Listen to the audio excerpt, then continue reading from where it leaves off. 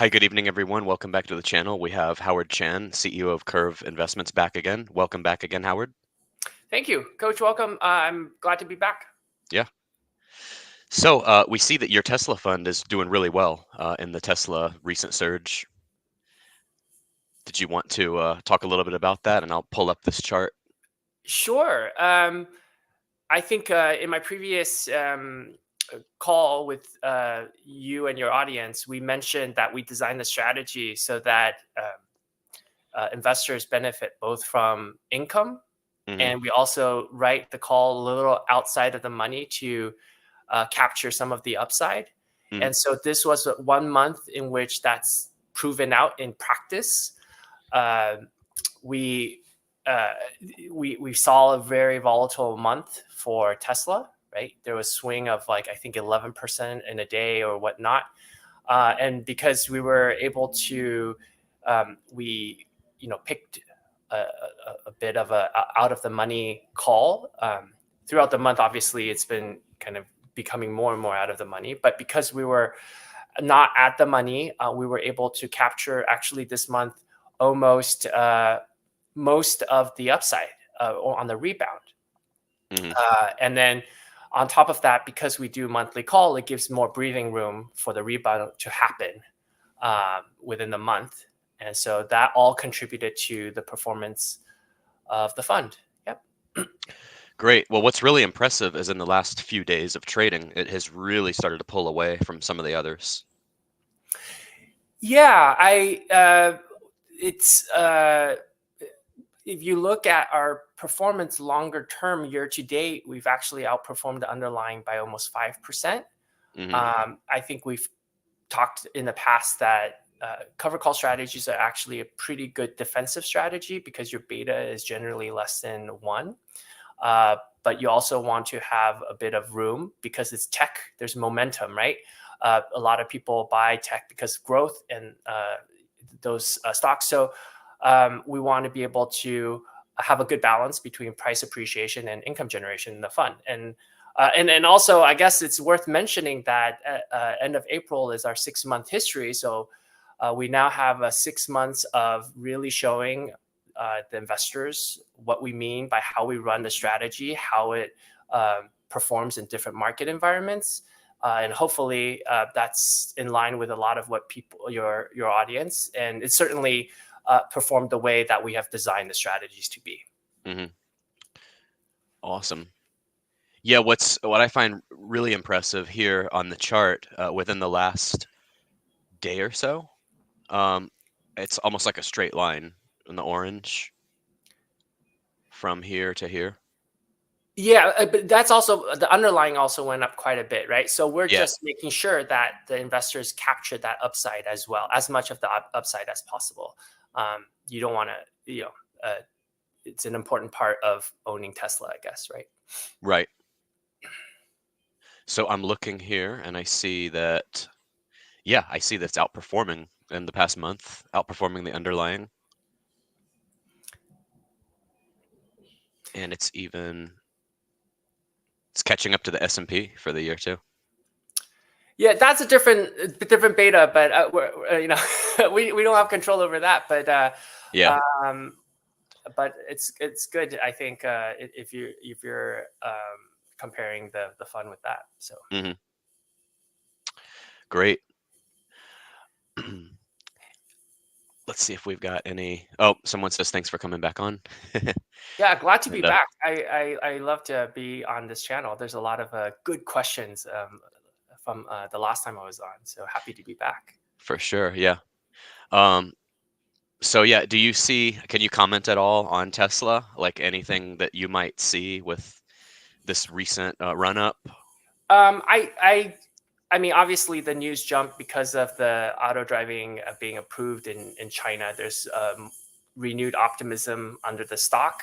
Right? Hmm. That's, I think, the general consensus of where the price movement is. But I think um, it does feed into our way of thinking about how to construct this particular ETF. Is that Tesla stock generally is more volatile than other tech stock. So the implied vol is higher, the realized vol is also higher. You want to write your call out enough so you can get that upside capture, and then we still generate a good portion of income from a non-dividend generating stock, right? So we're trying to hit all of those points, and sometimes they're trade-offs, but we want to have a balance where you can get a little bit of all the different worlds. We might not be able to do it all the time, but at least right now we've been able to achieve that goal. Yeah. And you're still maintaining almost a 31% distribution rate too. That's what the market is giving us. So that's what we're distributing back out to the market. Yeah. Awesome. Let's see. Someone had a question about AMZP. They said, so getting off of Tesla for a second, they said, curious about price lately. Also, volume seems low. Yeah, I think we do keep track of. We're relatively new, but every month our volume keeps going up. So and this has been my experience, which I hope to increase that more, is that we're trying to get our brand out there for more people to know about Kurv. But generally, when people know about Kurv and then have heard us how we run the strategy, they generally have gotten, given pretty good feedback and comments about the performance. And then month over month, we see the volume go up, right? So I think we often get the question about liquidity. And, I think if this was an emerging market funds, I would be a little bit tentative, where the bid-ask spread for emerging market bonds is quite wide. But if you look at the holdings, on the website, all of the instruments that we use are actually pretty liquid. So the T-bill, the put and call options. So the underlying liquidity is pretty good. So I think from a liquidity standpoint, I don't have as much concern. I wouldn't have as much concern if I was an investor of these underlying. I think oftentimes the concern is like, oh, if you have a wide bid-ask spread on the underlying, that might deter performance, right? Go in and out. But we've clearly also try to minimize any costs within the fund so we can continue to generate the performance, or look to generate the performance that we have been. We can't promise anything, but we hope to keep implementing the strategies that we have. This one just had a dividend of 31 cents, it looks like. Yeah. And it should be pretty consistent to the past. So we also try to maintain that as to decrease, I guess, distribution volatility, if that's a term. Yeah. So it seems like with so TSLP, and not to contrast you with competitors or anything, but you guys obviously did a much better job in the past week of capturing upside than the others. Yeah, I think, I go back to what I've mentioned before, right? We roll our calls monthly. So we only have to be right in the market 12 times. If you roll it more frequently, you have to be right more frequently. If it's daily, there's 252 trading days. You have to be right a lot. More often. Weekly, 52 times, right? If it's a year, you're probably always going to be right? In finances, if you wait long enough, the joke is if you wait long enough, you're going to be right at some point. But that also, you're giving up quite a bit of yield. So again, our strategy has found the sweet spot is writing monthly calls, a little bit out of the money, and the call is actually about 6 weeks to the expiry, but we roll it monthly. That's where we think we find that the sweet spot to be. And then depending on what the underlying is, it could be between 5 to 15% out of the money. So for Tesla, we just rolled yesterday. It was actually about 15-17% out of the money, because we think that the implied vol and realized vol will still be quite high. Yeah. Interesting. So I'm trying to find this, like in terms of like assets under management, like what's the biggest fund? Is it the Tesla one? The Tesla one is the biggest, and then the second is I don't know if I have to. I shouldn't because markets have been moving, so part of it Yeah. is also asset prices. So Right. Oh, I see it. I've got a site up here. Yeah, Tesla, and then the Amazon one. I think it's Amazon's the second one. Yeah. Yeah. And that one, I guess people invest for various different reasons, but that has also been very consistent. Um, and I think this month, almost all of them has outperformed the underlying. Hmm. Um, so That's awesome. That's a big talking point if they've all outperformed. Yeah. Let me go back to Seeking Alpha here. So each of them, there's 6 of them, right? yes, Yeah. Okay, let's see. I'm gonna do total return here. Show the audience here. Total return. Let's see. Yeah, it's a positive 12% for the Tesla one. yeah. AMZN. Wait, is that year to date? Yes. Huh. I'm not sure that's accurate. I think we outperform around 5, but um, Okay. Oh, this is just total return. So it's the way Seeking Alpha does it. They add the dividend to the price return. okay, got it. Hmm. Um, yeah, Let's see here. So the main thing I had was Tesla, but I mean we can talk about the other ones. yeah. Uh, Take a look at Amazon. That's the second biggest one. So hmm. as I mentioned, ultimately, folks can talk about the strategy all they want, and then the proof is in the what actually happens, right? So Right. um, Yeah, 15% there. Oh, wait a second. Did I put that in right? Nope, I didn't. It's that's the stock. AMZP. There we go. Okay. for the 14%. month, yeah, yeah, Yeah. for the month, yeah. So if we look at the month and then AMZY. Nope, AMZN. So many funds now. I know. Yeah. Yeah, it's definitely outperformed. Yeah. And then But I think I will say that for a lot of these funds, sometimes we generally over long periods of time want to you know perform in a way that you know give some upside and then also generate income.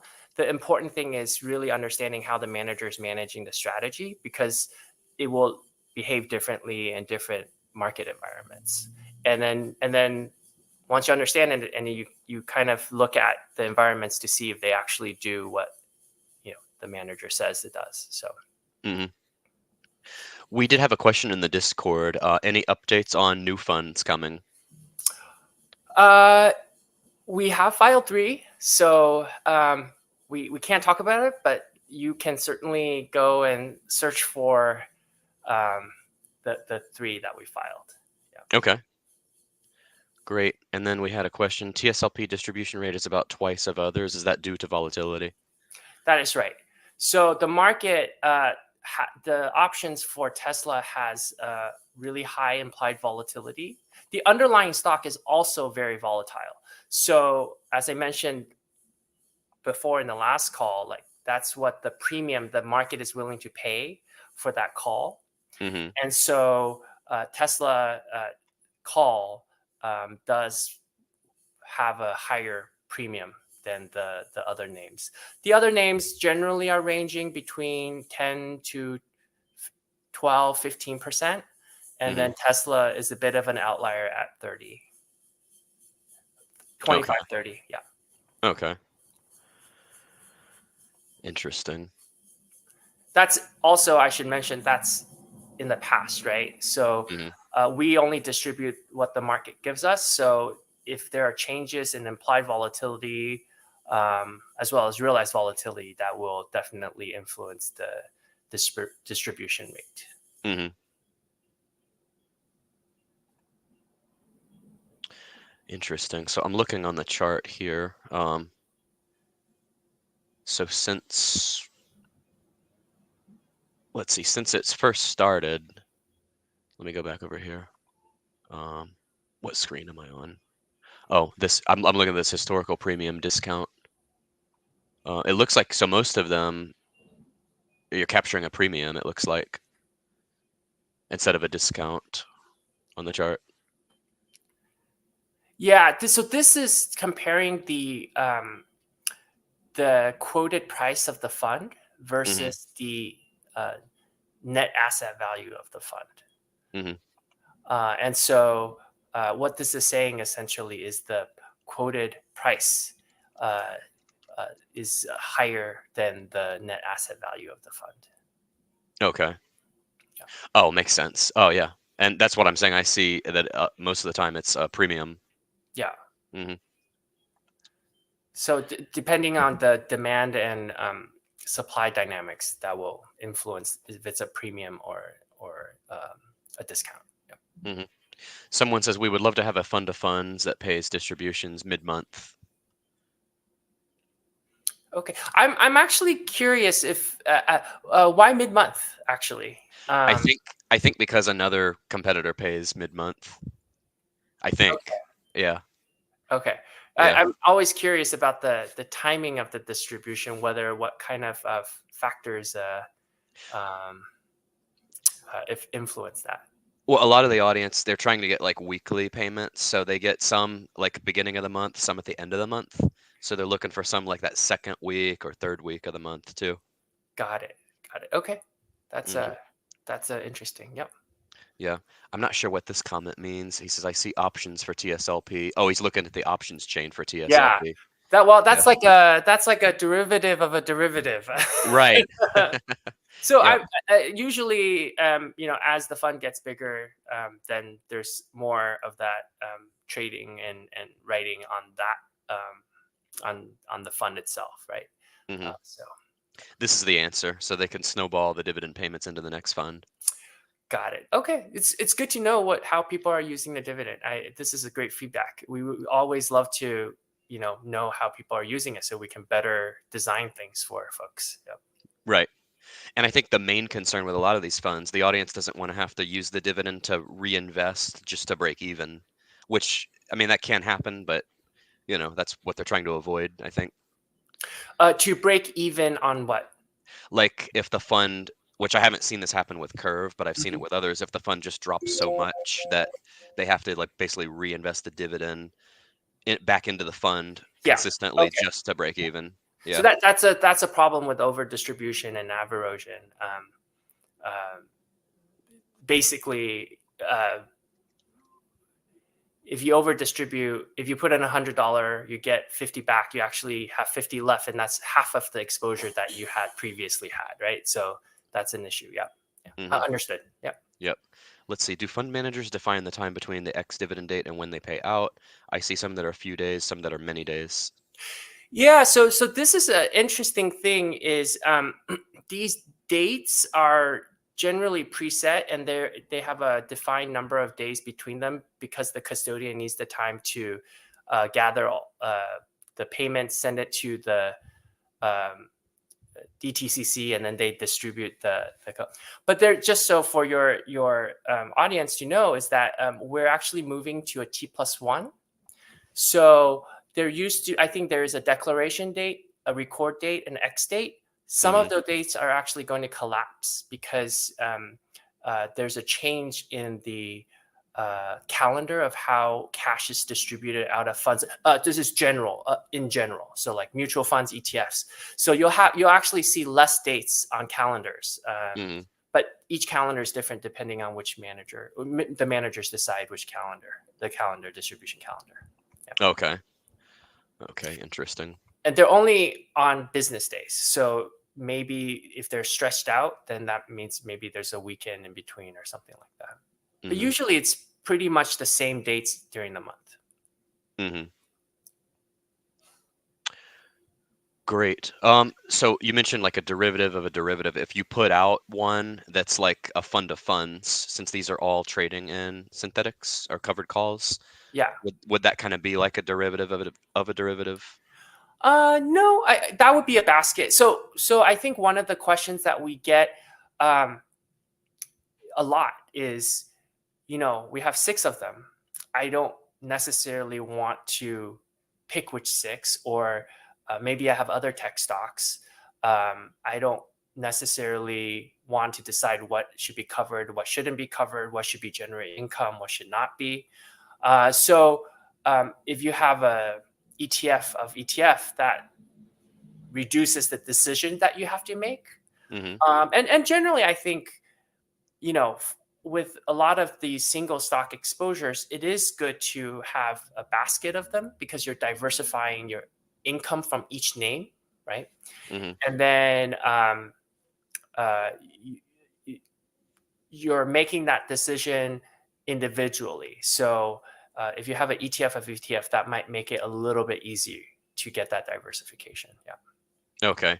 The person says, because if you automate drip, you can miss a few up days after the X dividend between your drip buys new shares, so it doesn't get it at a low of X dividend date. I see. Hmm. Yeah. I don't know how they do the drip, but usually all of the dividend calendars is announced at least 6 months in advance. So you would always know what date the cash is receiving, when it's being recorded, and when dividends are declared. We do that on our website too. I think we're already out in September. Oh, So okay. yeah, Great. All right. Well, I just had time for a quick one today, but yeah, we'll end on this note here. So this guy says, Chuck says, with each interview, Howard does, Curve is becoming a larger part of my portfolio. great. Yeah. I appreciate it. This Yeah. is a compliment to the team. Thank you. Hmm. Yep. So, all right. Well, thanks for coming back on. We'd love to have you on regularly. Um, and thanks everyone for tuning in. Like, comment, and subscribe if you haven't already, and join Discord. And we will see you all in the next one. Great. Thanks so much. See you All right. guys later. Bye. All right. Bye.